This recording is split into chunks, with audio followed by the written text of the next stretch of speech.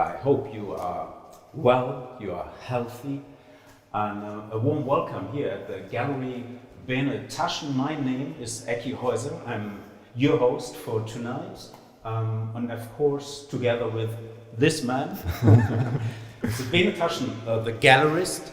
Hi Bene, how are you? Hello, thank you, I'm doing well. So the gallery, is it already reopened or is it still closed? Yes, no, we actually opened the gallery this week to the public again, but only under certain kind of circumstances. So we are kind of limited about the people who let we in. The gallery was founded in 2011 and is here in this building since 2017. And we are very glad that we have the chance in some minutes to talk to Sebastião Salgado himself, to the artist. He will really live for us and talk about his projects. So Sebastião Salgado is not just an artist or photographer. Why is it in your portfolio, if I can say so? Why did you choose him to be one of the artists of the gallery? Because in the gallery we are showing for 8 years now documentary photographers, many from New York, from Los Angeles, and also some from Germany, and Salgado has always one of my big heroes. So this was of course my big aim, to have Salgado in the program. Yeah. Of course it's a special situation right now for you, for me, for everybody, for you at home, because of the coronavirus, of the pandemic. So we decided, and this is the idea behind this event tonight, to bring this exhibition, what is not possible to see for a lot of people right now, to bring it outside and to talk about Salgado's life, his work. And I would say let's start over there, because there we can see some of his books. All his photo projects were accompanied by a big, impressive photo books we can see here. And it starts his career with the Other Americas project. So Other Americas was his first big photo essay. He photographed it for many years. After this also he photographed workers all over the world, and this was in this Workers project. And part of the Workers project is also this Kuwait book here. And then he was photographing migrations all over the world, in Exodus, and also in Africa for over 3 decades. And then in the 2000s he started to photograph Genesis, but this time more landscape and animals and less people. Yeah, like I said before, we will talk about these big projects, about his work, his life. So perhaps we go a little bit around to bring the photos to the people at home. This impressive series, Gold. What is the fascination for you? Why did you decide to bring this show here to your rooms? Because some of the gold images I know for almost 20 years now, and when I first saw them I was really impressed, and they really touched me. And when I heard that I have now the chance to exhibit the gold works, I directly said yes. And this is also the first time, or last year in 2019, this was the first time this series ever has been shown in institutions. And then of course, this year we show this here in the gallery. Let's give the people the chance to see these pictures, great pictures. And this is all in a gold mine with 50,000 men were working there at this time. Yeah. Let's go ahead a little bit. Sure. And my question, what I'm asking myself is, do you have any favorite picture? This one perhaps? Or what is yours? So actually there are quite a number which I think are really great. But I think one of the images that really always stick in my mind is this one here. Oh yes. Yeah. Oh, yes. And of course everything here is photography, but this looks almost like a painting for me, like an ancient painting. But this photograph is only 35 years old. Unbelievable. Yes. It looked like in the medieval times, but it was made at the beginning of the 80s. We will talk about this in some seconds with Sebastião. But before, I think it's a good idea to bring his work a little bit closer to those of you at home who don't know too much about his work. Sebastião Salgado he got the Peace Prize in Frankfurt last year, in 2019. I saw you just staying behind him, Yes. right? In the Paul's Cathedral in Frankfurt. And he made so many famous projects, like the migrants, like the workers, like Genesis. And we will be connected in some minutes, and we would like to show you before some pictures of the man who said, photography is my life.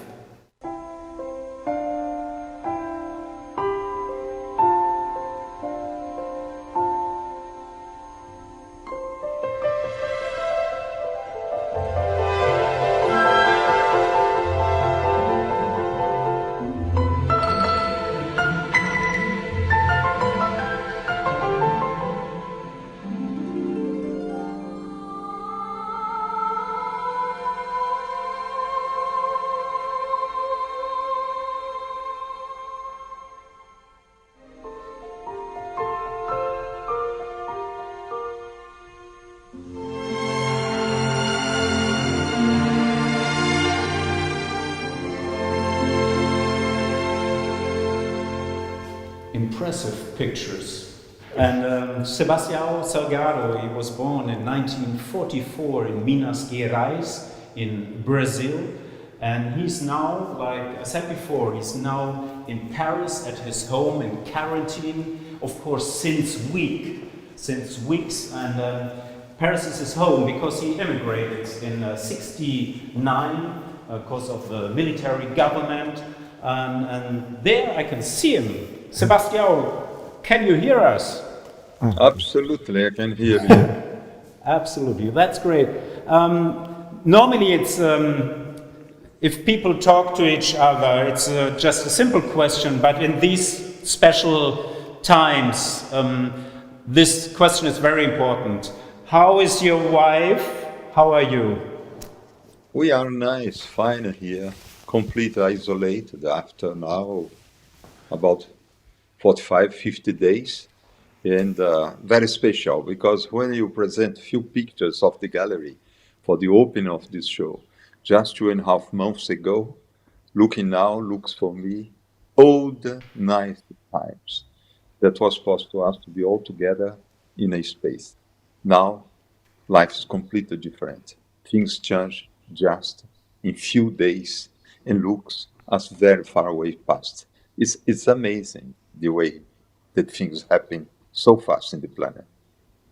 We talk about this pandemic a little bit later. First of all, I would like to know how the situation is personal for you, because the people who know you know that you love to be outside, to be in the nature, to have your freedom to work. So is it for you right now a very stressful situation, or how you are dealing with it? No, not really stressful.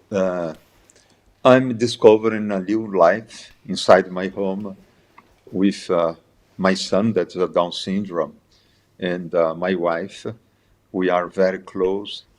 You see, I made long trips in my life, long stories for years. In the last moment that I take the last taxi to go to the last airport to come back to my home, I was coming back to the paradise. My wish was to come back to my family. And now I am with my family. What it is very nice also. And looking from this completely isolated position, because I'm isolated, and looking what happens all these years in my life, what is happening in the planet, and completely changed the way to act, to work. I'm working, I'm doing a lot of selection of pictures. We are preparing a very big book that will become out next year, I hope. And that is this. It's so special for everyone in this planet. It's a new life. You was for your whole life not only a photographer. You first of all you started to study economy Then you became a photographer. You was always also environment activist. You was fighting your whole life for the poor people, for the nature. So what do you think? What makes this situation with our society? What makes the coronavirus? What will be the consequence of all that? Oh boy, many consequences. Today, exactly today, we are launching in Brazil one manifest signed by 67 very important personalities in this planet, applying the government of Brazil, all the government, the president of Brazil, the chambers of Brazil, the judiciary system of Brazil to protect the Indian island. The Indian island is invaded now by gold diggers, by guys that exploit the wood, by religious sects, by farmers, because we have no more the filter of authorities, and they are invading Indian territory. There is a big chance that the coronavirus is spread between the Indians. If that happens, will be a kind of genocide. The Indian population in Amazonia have a chance to disappear, at least a big part of them. And we are fighting very hard in order to get a task force that came inside Amazonia that push out all these invaders and in order to protect the Indian. And we are in this fight. We are in a big fight, and I hope that we can have this happen, that the government of Brazil push out the invaders. We will talk about the indigenous people, about the political situation in your country later, a little bit more deeply. We have the time. You are here for us for 30 minutes or more. We will see. Let's talk a little bit more about the situation also in Europe. What do you think? Will the values change a little bit in this society? Because now there's more silence, more time to think about things, about the own life. What do you think? I think that we need, in a certain way, to go back to our planet. We are very far away from our planet. We migrate all to the cities. We are urban now. We don't understand more our planet. We live from our planet. We take out of the planet. We destroy the planet, and we don't give nothing back. And I believe the situation that is happening now is a good moment to start to mind in our planet, to protect our planet, to respect our planet. And I believe that's a very important moment. We became a huge consumer, and everything that we consume, we are taking from the planet. And now it's amazing. After close to 45, 50 days, we are not more consumers. All the stores that sell superfluous goods are closed. And the life keeps going. We don't need too many goods that we consume till now. And probably, and I hope, from now we start to mind in a different way, in a different behavior, in a different way of life, to protect more the nature, to protect more the human beings, to have more mind toward the society, the human relation, and to see if you can survive. Because imagine you have a second virus, a third virus that come together with this, is finished the human population. And we must mind on this, and we must take care on this. I believe that's a fabulous opportunity that we are having now. Hopefully your words become true one day, that this is really a turning point for society. Let's go into the gold series. And before we do this, we will see, of course, some pictures. This gold mine in Brazil is called Serra Pelada, and it's on the edge of the tropical rain forest, 120 meters deep, 300 meters large, a big hole full of men, no women allowed, 50,000 men, a crazy own world. Everybody searching, digging for gold. Let's see the pictures about Fascination Gold.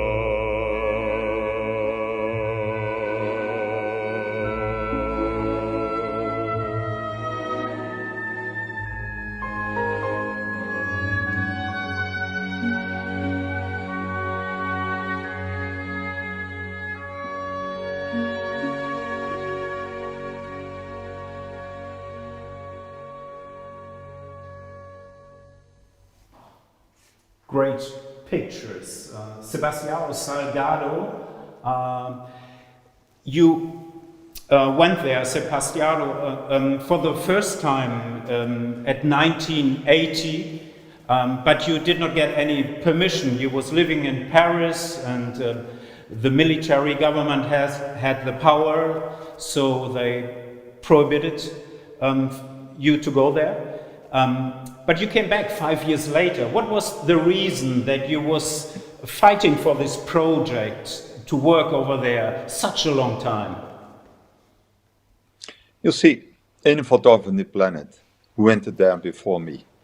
This mine was discovered in 1908, the first year that we went back to Brazil after many years in exile.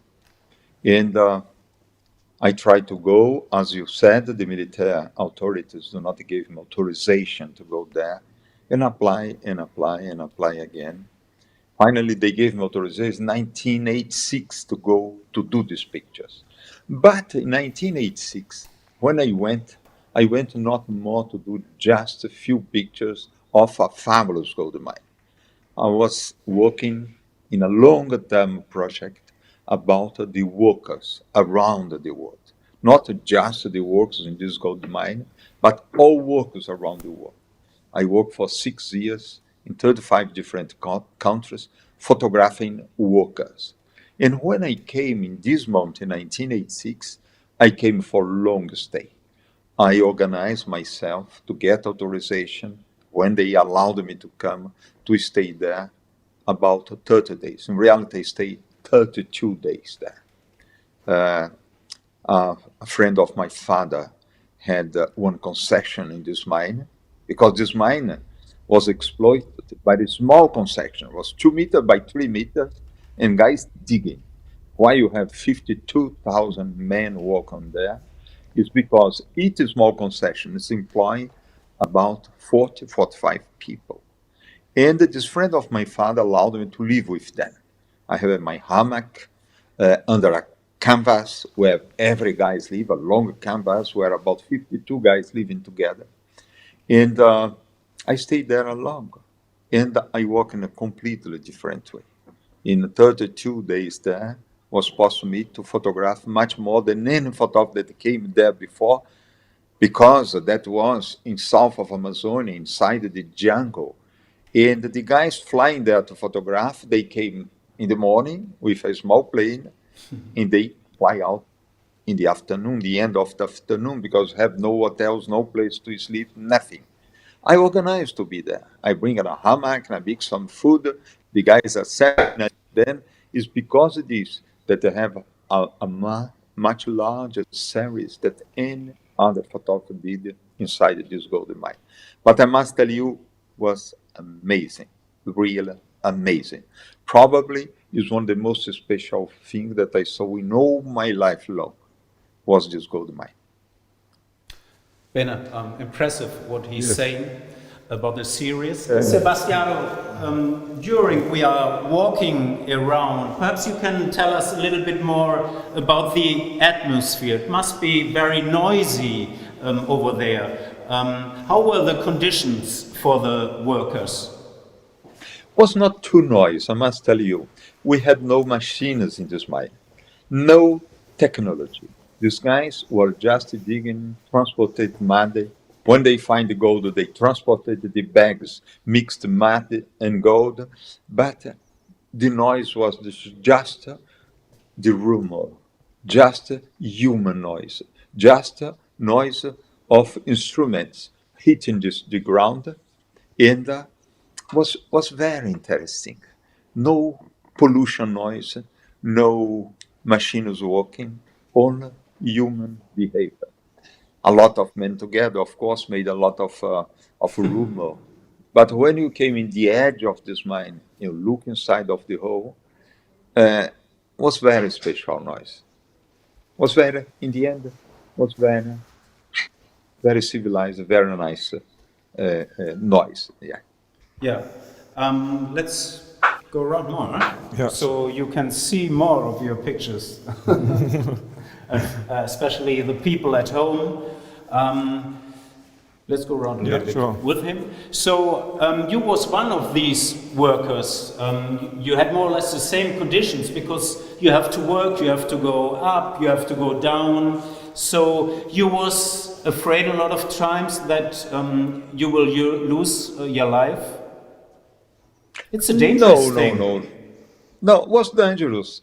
Today, looking was dangerous. When I was there, I saw people have an accident. I saw mortal, deadly accident happen.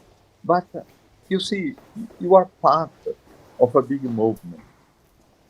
You are in the end part of these 52,000 men working together, and you are working also. You are integrated to this. You have no space to imagine that you are in danger, that it was just a way of life. You see, for me, the biggest intelligence of the human species is his capacity of adaptation. We adapt ourselves in any kind of situation. I remember I shoot a few stories during the wars. The first day, second day, third day inside a place where the war was happening, I was very afraid. But after 1 week, 10 days, this place was my home house. You adapt yourself, become your way of life. And this mine, for a while, become my way of life. So you were one of them. There never were problems. The relationship was very well from the first second on, and it needed a little bit time. Let's go around more. No. I had problems just in the beginning. The guys imagined when I arrived there that I were a spy, that I came in to look then, and they were very, well, not aggressive, but isolate me. And I had a chance that the police arrested me. When the police arrested me, they saw that I were not a spy. And the policeman came to me. I have long hair, mustache, and very clear hair. And the guy thought that I were a foreigner. He asked me a passport. I said, man, I have no passport.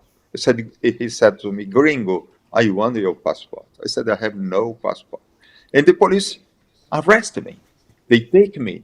And when they take me, they walk so that something was happening, that I were not impossible to be a spy. The police will not arrest one spy of them. And I went to see the official. He told me, your passport. I said, I have no passport because I'm a Brazilian. I show my identity card, and he saw that I were a Brazilian, said, apologize, sir, you can go back to work. When I arrived back there, the guys received me very well. After this problem, I was a complete integrate. I was integrated to this group, and this group became my home and my way of life. Like you said before, some of the pictures were already part of the workers' book and project. What was the idea behind to make it to a solo exhibition, to a solo projection book? What was the reason for? No, I was working a much larger term project. You see, in the beginning of the 80s, you are very young, you don't remember. I'm an older man, I'm 76 years old. In the beginning of the 80s, the way to produce in the planet completely changed. We started to introduce the intelligent machines in the line of production, the robots, all the computers appear, all the electronics started to replace humans in the line of production. And I saw that a huge revolution was happening. And I went all over the planet. I conceived a project, and during 6 years, I went to photograph workers. And this mine was part of this concept, of this project, that later became a book, that later became a big exhibition. But when I started to work, I have no idea that that will be a book, that will be a show. It was just my life. I have an agreement with magazines. In German, I have an agreement with magazine, Stern magazine. In France, I have an agreement with Paris Match magazine. In the United States, I have an agreement with Life magazine. In 6, 7 different accounts, I have these magazines, and I want to do a story, and they were publishing my story. And when I finished, I put all this together, and I saw that it was possible to become a book, to become a big show, was a big show. And we did this show around the world. But you see, when you photograph, photography is your way of life. You don't go to photograph just because you want to do a book, to do a show. You want to photograph because you are a photographer and you must photograph. I had a concept of a project. I work in this concept. As I work in many different concepts. You showed me a few minutes ago, you showed in the screen a book that I did about Latin America. You see, I'm a Latin American. I was exiled in France. I had a huge wish to go back to my country. Was forbidden for me by the military dictatorship in Brazil. And I started to go to Latin American countries to be closer to my culture, to be close to my country. When my country opened politically, I went back to my country, I went to photograph, and I did a long essay in Latin America. And one day that becomes a book because I have so many pictures. The pictures that you have in the wall, we published a book, but the book came out last year, 33 years after that I finished to photograph. And one day you see that you have a group of pictures. Well, that can become a book, that can become a show. You put them together, that become a show. But when you want to do these pictures, it's just because you want to be there. You want to take pictures, and you go there and you take. Is what happens with these pictures of gold mine, what happens with my collection of pictures that become a book called Workers, and it's like this. These pictures, it's hard to believe, Bene, that these pictures are from the beginning of the 80s. They are looking for you also more like a journey into the medieval times? For sure. Here we have the book. Yes. Yeah, it came out last year. Sebastião, what do you think, especially when we are looking at the conditions of the workers at the beginning of the 80s, what do you think about the conditions of the working class in Brazil today? Today is very special. We live in Brazil a very hard situation. We have a rightist, extreme rightist president, and they don't take care about the workers, about the working class. They are minded to give satisfaction to the capital, to the owners of the big farmers, to the industries. And the workers, it's not very important for this government. The situation is not very easy.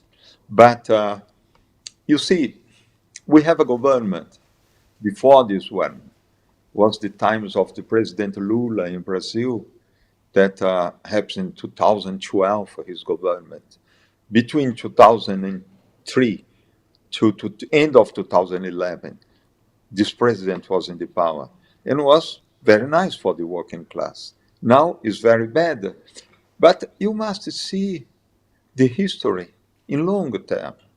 Some presidents, some politicians, some behaviors are good, some behaviors are not. But in longer term, that is very important. Brazil is a very young industrial country, very young, urbanized country. When I was a child, 55, 60 years ago, Brazilians were more than 90% rurals. Today, we are more than 92% urbans. And that happens just 50, 60 years. When you imagine that the urbanization of Europe happens in 400, 500 years, we were very short-term urbanization. Is what is happening today with India, what happens too with China. And that means when these things happen, we are living a revolution. Brazil is inside a revolution, and will take a few years to stabilize. You have some governments that can be very nice, some can be very bad, but what's important is the long term. And in the long term, I believe that we will become a developed country, that the situation, the way of life will be better for everyone. But for the moment, it's not that is happening. It's very difficult for the working class, for the poor people in Brazil. And you, Bene, you can be proud to be the gallerist of this very impressive, great personality, right? Yes, I am. Yeah. No, it was always a dream to work with you, and I'm super happy to have the chance to work with you. Me also, Bene, because I tell you, you are probably the youngest gallerist that represented me. But I apologize to say this in front of you and in front of the people that hear us. You are so pleasant to work. You are so enthusiastic. No? And in reality, I'm 76 years old. You are a young man, but it's you that teach me. And I'm very pleased to work with you. Thank you. The opening is only a few weeks ago, 3 months. I was here also, I saw you, I talked to your wife. Where is she, by the way? Here, isolated inside the home.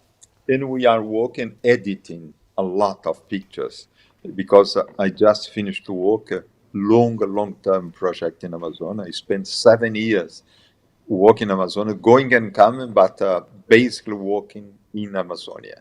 And I finished this shooting, and I have a big chance just when we start the quarantine of the coronavirus virus, we had finished to print big part of the pictures, and now we are editing them, preparing for probably a big show, and will become quite a large book.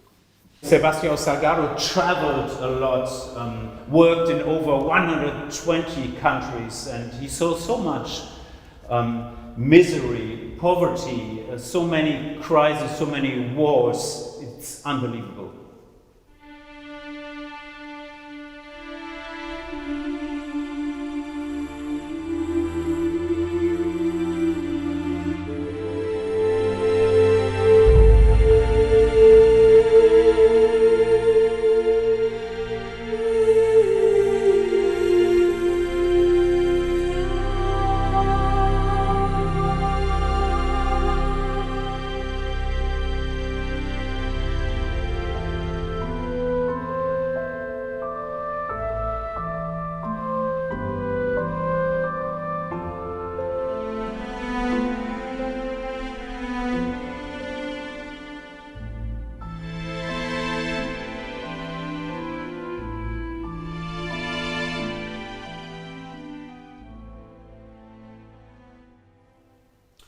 These pictures from Rwanda, this big project about Africa, was a break in the career of Sebastião Salgado, more or less a turning point in his life.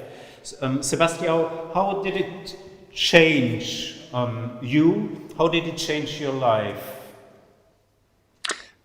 I saw very special things happens in that times.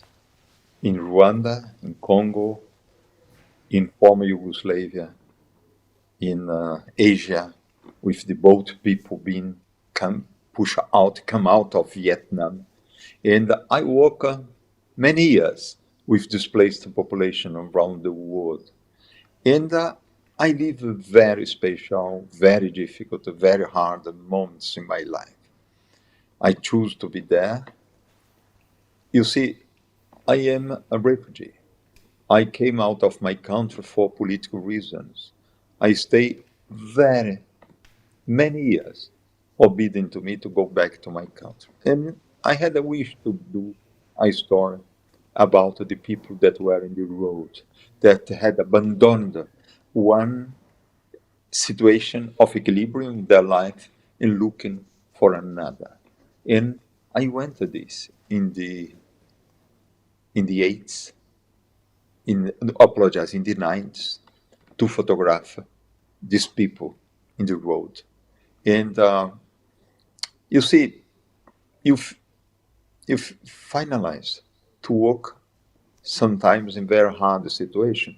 It's not the more rich people that is abandoning his country to go to another place, abandoning the farmers and go to the cities, are normally the more poor people. And I work with these more poor people during 7 years of my life. And I lived very hard, special moments in my life. Yes, it was very difficult. Why is it still so important that colleagues of you, photographers, are going to these areas to transport what happens over there in these crisis areas? Well, you see, today the refugees, the migrants, reach Europe. Now you see hundreds of thousands of people cross the Mediterranean come inside Europe. You see the people from Iraq, from Syria, come inside Europe. And you have the impression that there's a new story happening on the planet. That's not true. That's exactly the same story. It's happened after a long time. And we have millions, tens of millions, probably hundreds of millions of people that are looking for another way of life, for another equilibrium.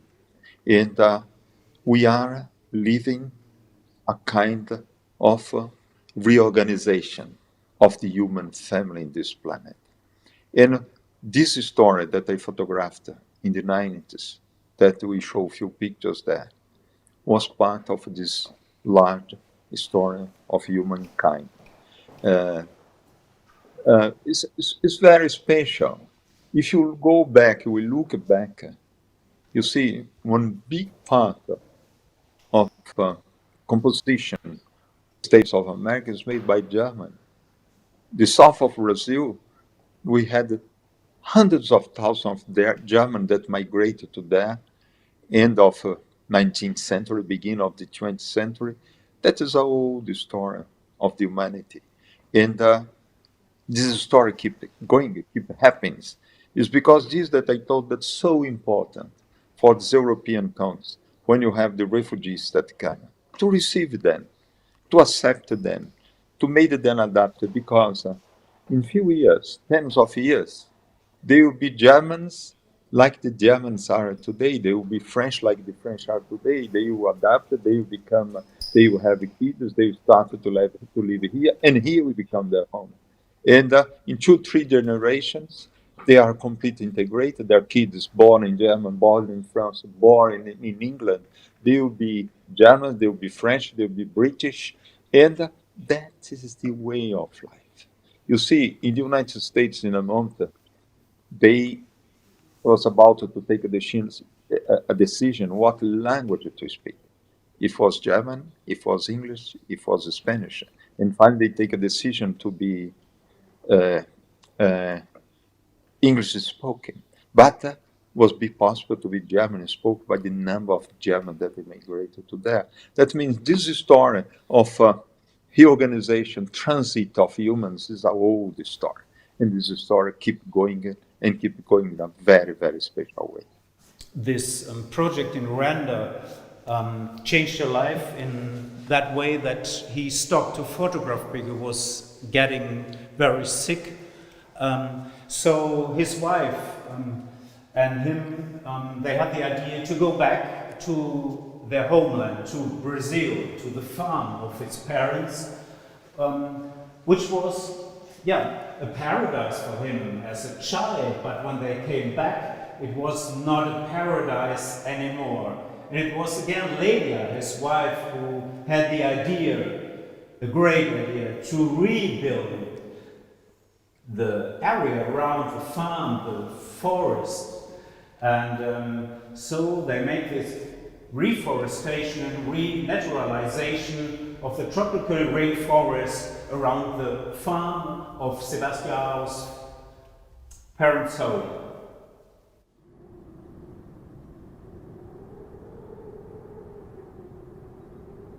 Once upon a time, there was a colorless, barren land.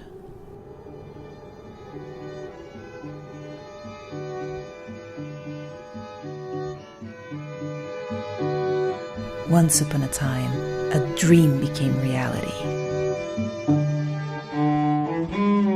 Where the plants grow, the animals sprout.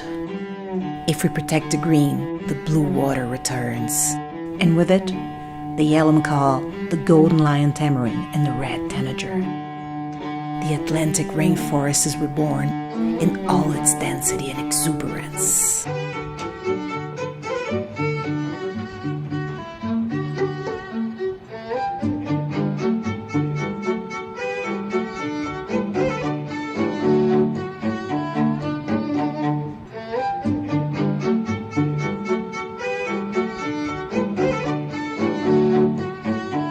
Dream with us and help bring life back.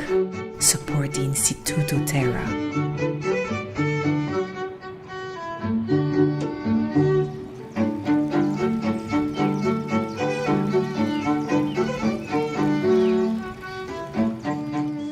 So, what did you feel as you were seeing these pictures? I feel very well because when I'm born, this is the former father of my parents. When I born, there was a paradise, as you said. I grew up in a paradise. And slowly by slowly, we take out the trees, we destroy the forest. Not only the forest of my parents, all the forest in my region was completely taken out to give place to the so-called development. And when we get to this farm, the land, the soil was dead. And Lelia, my wife, had the idea to replant the forest, and we fight hard to raise the funds to plant it. We are not rich, I'm just a photographer, my wife, designer. And we arrive, we succeed, and we have funds that we collect all over the planet, and we started to plant this forest. Today is the biggest environmental project in Brazil. And you see, we just had the approval of a big project by the KfW in Germany, your development bank, and the Ministry of Cooperation in Germany gave us approval for this project where we be recuperating source of water in the farms of my region because we have no more water. To have water, you must replant a slice of forest in order that the trees collect the humidity of the rains and bring back the water, the sources. And we are working with thousands of farmers. We are planting a lot of trees, only native trees. We don't plant trees come from abroad. We collect the seeds, we use so in this small film. Our nursery is a big industry of trees. We have a possibility to produce about 1 million trees of more than 100 different species every year. We produce a lot of trees, and we are working in all our region. And I'm very pleased when I see this because it was so hard. to do, to fix this, to bring people inside this idea, a new idea, the idea of the environment, the idea that it's possible to rebuild the planet. And we must replant the forest, not only in my region, Brazil. We must replant there in Germany. We must replant there everywhere. We must become to live in peace with our planet. We must rebuild the ecosystems and be part of it. What a huge message, Britt. He's quiet because he's so present. You're a gallerist. Sebastião, the good thing was also that you one day started again to photograph and started your next big project. A project what everybody knows. It was called Genesis from 2004 till 2011. So a 7 years long time photo project. Very impressive and accompanied by the famous German director Wim Wenders and by Sebastião's son.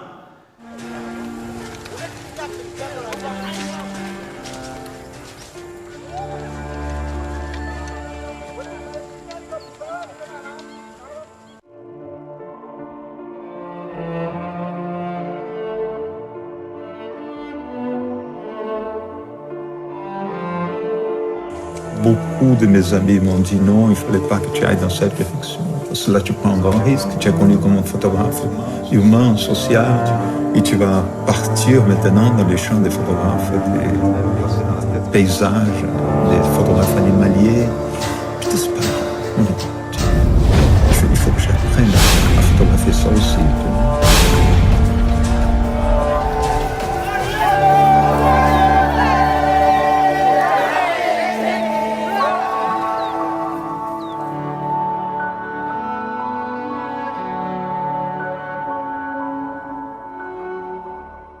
This is the book, perhaps you can show it to the people at home. It was a huge success, I said already. What do you think, why was it so successful? What was the secret? From the aesthetic, it's just beautiful project from Sebastião Salgado. Yeah. So let's go to him again, Sure. to ask himself. Yeah, of course, Sebastião, you made so many successful projects before. You was already famous before this project, but I think this project touched the people much, much more. What do you think, why? Was it because they were touched because it's a dream of the society to have a better, another life? You see, when I went to do these pictures, I went to see the planet. I have never before made the pictures of the landscape of the other animals. I made only human pictures. And when we started Instituto Terra, I was in a hurry to see the suffering, the violence. And I stopped photography. I said, no more I will take pictures. I will become a farmer. Anyone there, and we take a decision to replant a forest. And we are very happy to see the nature coming back, to see the other animals learning from the nature. And from there came a huge wish to me to go to the planet, to see my planet, to see what was pristine in this planet. And I conceived a project. I had no money to do this by my own. I went to many different magazines around the world and newspapers, and they accepted to finance me, that I give to them the exclusivity to publish my pictures in their account. And I went to see the planet. And I went to learn how to photograph the nature. I went to learn how to be closer to the other animals.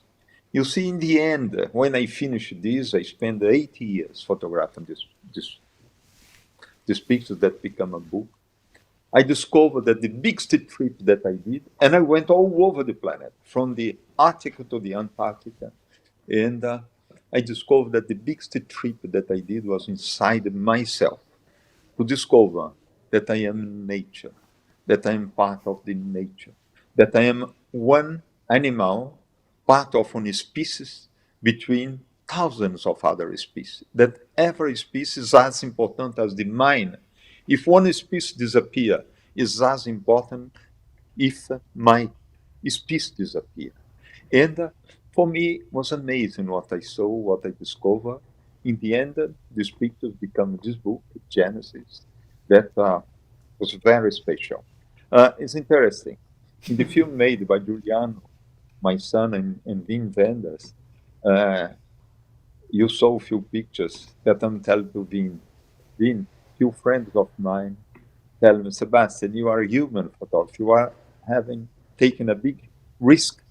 It's a danger for you to go to photograph landscape, to photograph other animals. And I tell to my friends, but I wanted to go. I needed to go. I needed to see my planet from inside. And I went for 8 years, working average 4 stories per year. In average, I spent 2 months in the fields photographing each story. I was about 8 months a year outside photographing. And the result is this book, is this show that called Genesis. But I tell to you, what I did was the biggest gift that a person can receive in his life is to go to see the most beautiful parts of our planet, the most pristine parts of our planet. And we have an amazing planet. We have amazing places in this planet. Did it help you to process what you have seen before? Well, help me to situate myself. When I went to do Instituto Terra, I was coming for a very violent experience, very hard experience. I had lost the hope. I was sure 100% that the human species was going against a wall, that the behavior like we behave will disappear. And with Instituto Terra, with Genesis, I become a very hopeful person. I have a big hope. Not in our species. I have the same position towards my species. But this planet is composed by all other species. If our species disappear, it's not a problem. The planet keeps going. We are enduring the planet. We are doing very bad things to the planet. The planet don't care. When you see the story of happening today, the coronavirus, is the way that the planet is getting to control our aggression towards him. It's a way to show that is a microorganism can stop all the humanity. We are billions of people inside the home because this is small virus. Nature is very powerful. Nature will control, not us will control the nature. Again, impressive words, and it's interesting what he said, that for him it was a totally new kind of sport, a new discipline, another way to photograph than before. And for him it was clear, he said, I have to do, but for the people around it was much more difficult. Interesting. So everybody is asking himself, what's coming next? You was talking already about a new project. You was talking about the rainforest, the tropical rainforest, the Amazon area. What exactly you will publish soon or next? Well, you see, every story that I did in photography, one story born inside the other. When I did water, for example, I saw that the way to produce in the world was changing, that we are transfer in the way to transfer heavy industry to big underdeveloped countries, as my country, Brazil, China, India, Mexico, Indonesia. And this was provoking a huge revolution all over the world. Because the heavy industry came to Brazil, we started to urbanize Brazil. We created a huge flow of migration. And, that happens all over the world. And I went to photograph this. Photographing the migration, I became so sick that I went back to Instituto Terra, to my place to create Instituto Terra. In creating Instituto Terra, I went to photograph Genesis. In photographing Genesis, I discovered that one part of the planet is in total danger to disappear, is the rainforest in Amazonia. And I take a decision, when I finish to photograph Genesis, to go to photograph Amazonia. And I am photographing Amazonia after 2013. And I just finished this year to photograph Amazonia. And I spent many times with 12 different tribes in Amazonia. I photograph a lot of the forest. I travel a lot inside this huge river. Last year, I navigated in one river, that is one not the biggest river of Amazonia, it's a nice river, but I navigated 35 days inside just one river. I hired quite a nice boat, a big boat in Manaus, the capital of the state of Amazonas in Brazil, and went up in a river for 22 days. I thought that we would be arriving the end of this river. We do not reach the end of the river. In a month, we have a problem of fuel. Was necessary to us to start to come back, and we navigated back and for about 17 days. In the 15, 17 days, coming down was more fast because we have the waters coming down. We came down together, and but I was photographing these rivers. I photograph a lot aerial pictures. The Brazilian army take me with them. And they have a lot of headquarters inside the forest in many different places. And I travel with them from one point to the other, and they gave me opportunity to make a lot of aerial pictures. Amazonia is amazing. The majority of pictures that we know from Amazonia is a flat land with huge rivers in the middle of this green forest. But I saw different things. I saw this, of course, but I saw incredible mountains in Amazonia, much more mountain than the Alps in Europe. Incredible massives of mountains in Amazonia. Incredible places in Amazonia that we have no forest. That is kind of savanna, that no one knows these places, amazing places. And I photographed the aerial rivers. We have incredible evaporation in Amazonia. What guaranteed the rains in Germany, in the United States, in a lot of humidity that comes from this huge rainforest that is Amazonia. It is distributed this humidity all over the planet that come in one thing that we call aerial rivers. And it was possible to me to photograph this aerial river. And I made a collection of pictures, and now this collection of pictures will become a quite large book about Genesis, the size of Genesis. And we are organizing a series of shows that goes all over the world that I want to show Amazonia for humanity, in the hope that we all together can fight to preserve this forest, to preserve these Indian communities. And we depend on it for our survival. Is this my work? I just finished it. Most problem is my last big history in photography, because I'm 76 years old. Just the end of the editing of the pictures of the presentation, I'll be about 80.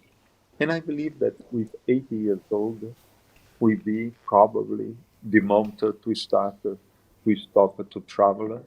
All these trips that I did after that, I have 26, 27 years old, that I start photography, and probably is the moment to start to stop this. Amazonas probably is my last project. Your last one, for sure. Most probably. You never see, know. the photographs never stop. I remember I went to the birthday of Álvares Bravo, one of the biggest photographers that happens in this planet, was a Mexican photographer. I know. He made 100 years. And I went, he invited me. I came with Lélia.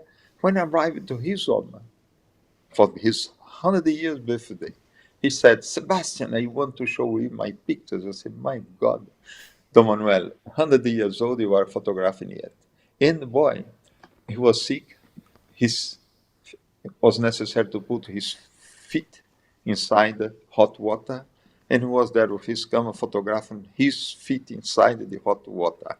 That were his pictures. That is amazing. The photographs never stop. But doing a longer term project probably is my last one. Probably, not for sure. So what do you think?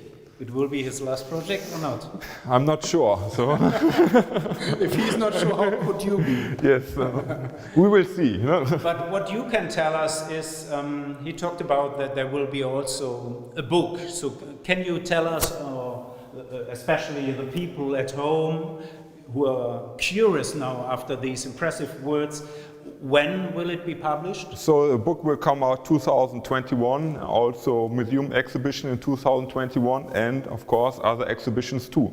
So we just have to wait a little bit. Okay, so we talked so much about it. We would like to see, of course, some pictures about the Amazon, this impressive river, 6,400 kilometers long, going through 9 South American countries. And about this region, the tropical rainforest, around 5.5 million square kilometers large. Like Sebastião told us already, full of nature, full of animals, a symphony of noise. And now you at home, you have the chance to see some pictures before the book comes out.